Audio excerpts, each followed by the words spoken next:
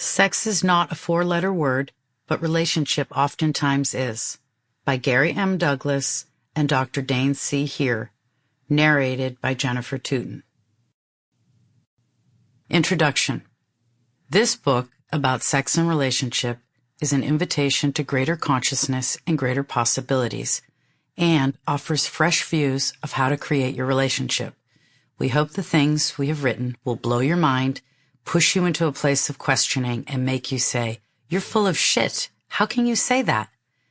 Everything in this book is about getting you to look at yourself and your relationship from a different place, so you can have a different possibility and a different choice. Some of the things we talk about will contradict all of your ideas about the ways things should be. We may challenge what you've been told in every class about sex and relationship you've ever taken, everything you've read about the subject, and everything you've been told by the so-called experts. But if those things really worked, wouldn't you have been free, expansive, and joyful in your relationship a long time ago? Maybe learning to question what doesn't work will open the way to find something that does. After all, if what you've been taught were working, wouldn't you have an incredible result now?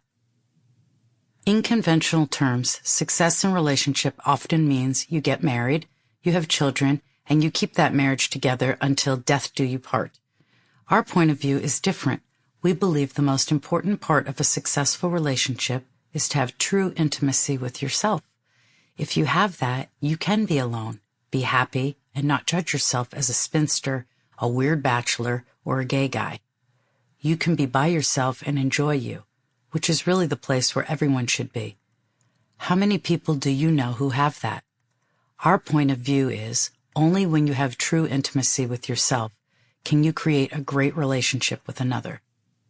In this book, we discuss the 5 elements for creating great intimacy and offer many other points of views about sex and the nature of relationship. We hope you will use this information to create extraordinary relationships that have ongoing spark, verve, vitality, and sex unlike anything you have experienced before. To begin, here are some questions for you to consider. What are the questions you need to ask to create the relationship you want? What would it take for a relationship to work for you, not for anyone else? What would it take for you to feel expansive in your relationship? What would it take for you to perceive the possibilities, not the limitations? What would it take for you to stop judging yourself and your mate and to recognize that you have a different choice? Is relationship what you really want? Is relationship what you really want? Personally, I'm not interested in relationship. I'm interested in consciousness, and I'm interested in communion. Communion is not the wafer or the wine you take on Sunday. It is an awareness of all things, and it is the oneness that we all are. When I talk about communion, I mean being in communion with all things, but most importantly, being in communion with yourself and your own body. You can't begin to have a relationship with another until you are in communion with yourself, and to be in communion, you must be conscious. Does consciousness include sexualness? Consciousness and spirituality are not exclusive of one another, but neither are they the same. A lot of people do spirituality, but they approach it from the viewpoint, I'm right and you're wrong. When this happens, spirituality becomes another form of religion, and it creates separation rather than communion. The difficulty with most spiritual pursuits is that they do a hell of a lot of judging.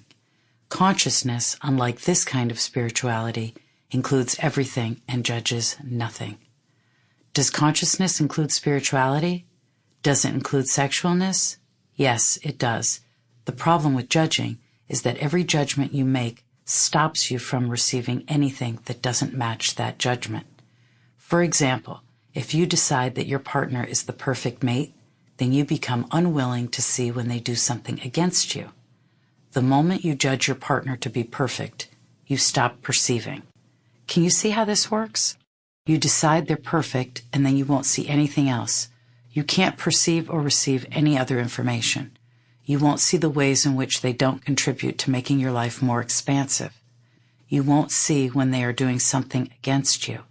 You stop being present in your relationship as the all-knowing, infinite being Sample complete. Ready to continue?